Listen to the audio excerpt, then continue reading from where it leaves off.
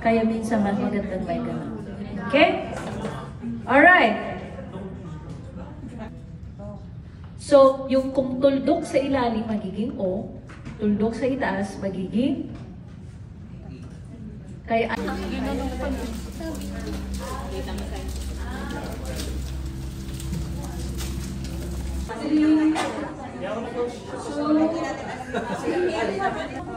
this one, probably because of the heart. So, nagsusulat ng Mangyan script. Ito ay gawa niya.